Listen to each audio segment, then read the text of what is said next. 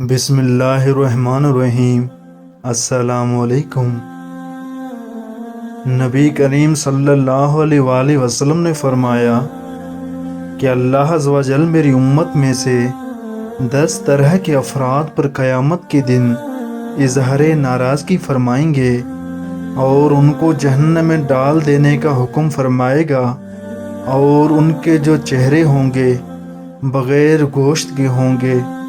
عرض کیا گیا یا رسول اللہ صلی اللہ علیہ وآلہ وسلم، وہ کون سے 10 لوگ ہوں گے؟